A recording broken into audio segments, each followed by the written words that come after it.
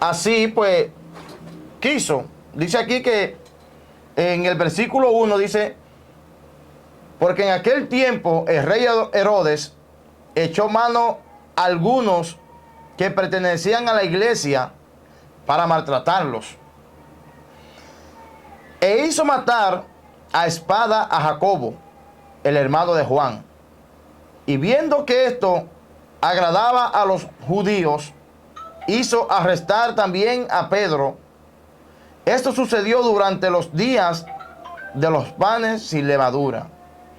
Y habiéndolo tomado preso, lo puso en la cárcel, entregándolo a 4 piquetes de soldados para que los guardaran con la intención de llevarlo ante el pueblo después de la Pascua. Amén.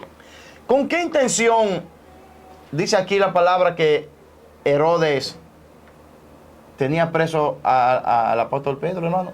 Era con la intención de llevarlo ante el pueblo para que el pueblo sea quien decida qué hacer con este hombre.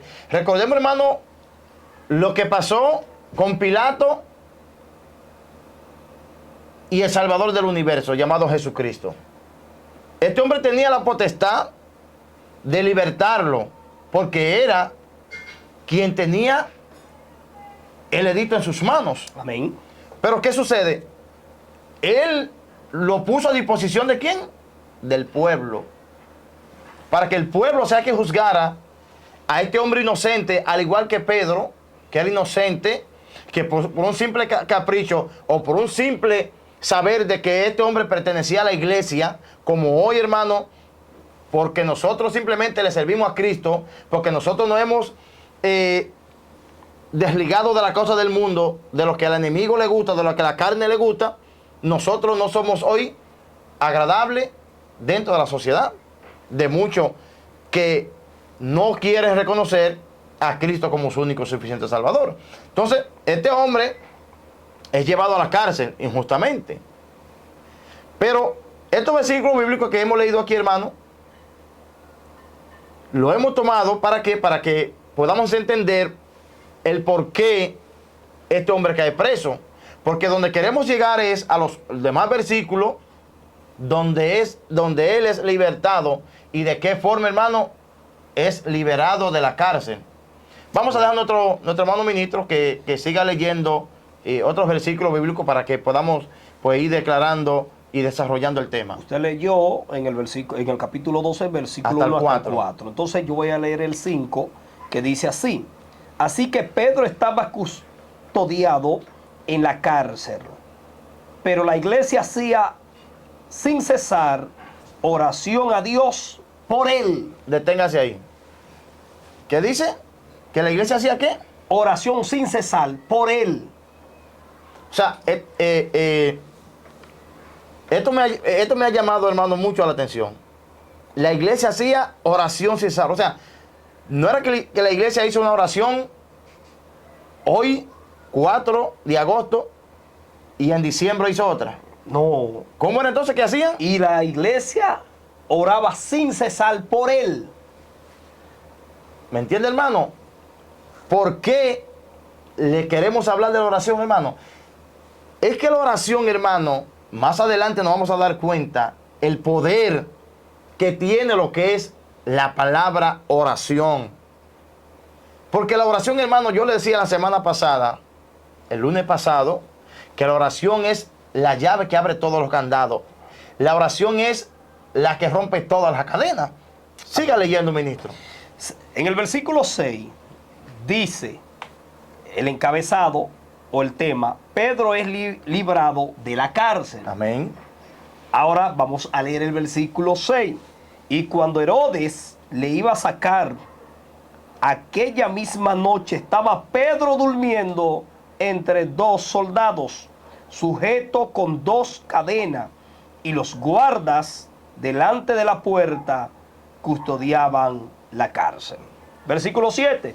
Y he aquí que se presentó un ángel del Señor, y una luz resplandeció en la cárcel, y tocando a Pedro en el costado, le despertó diciendo, levántate pronto. Y las cadenas se le cayeron de las manos.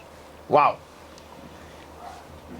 Aquí podemos ver, Oración hermano, eficaz. Aquí podemos Bendito sea ver el el Señor. poder, hermano, manifestado de lo que es la palabra oración.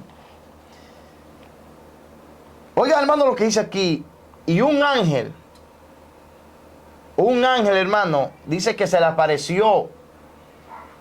Pero Pedro no estaba, hermano, solo en una cárcel. No, dice que estaba entre dos guardias. O sea, este hombre lo tenían, hermano, bien resguardado. Pero ¿qué sucede, hermano? Que mientras Pedro estaba aquí preso, había una iglesia que ¿qué es lo que hacía?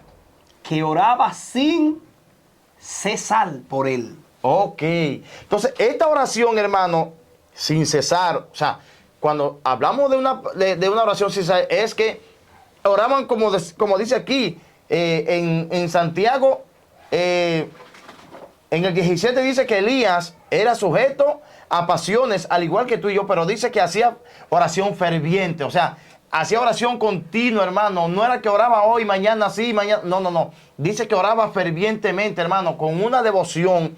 Y por eso la iglesia aquí dice, en el versículo que acabamos de leer, que el ministro leyó, dice que la iglesia oraba Por él sin cesar. Y por esto es que la oración, hermano, llegó ante la presencia de Dios.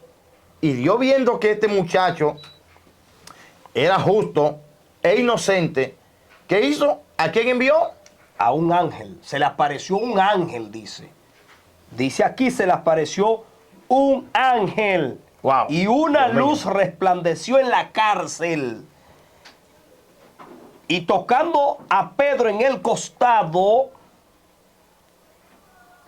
le despertó diciendo, levántate pronto. Alabado sea el Señor. Y las cadenas se le cayeron de las manos. Alabado sea el Señor. ¿Qué usted entiende, ministro, de esta poderosa oración que hacía la iglesia por Pedro? Esto era oración eficaz. La iglesia estaba en comunión. La iglesia estaba en armonía. La iglesia tenía un mismo propósito, un mismo sentir. Alabado sea el Señor.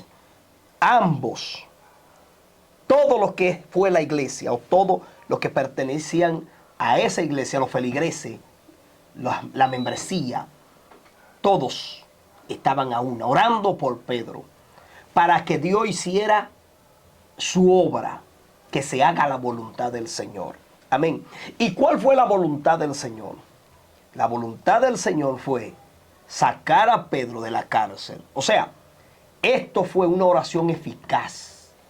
Esta oración hizo efecto en el mundo espiritual. Dios escuchó la iglesia.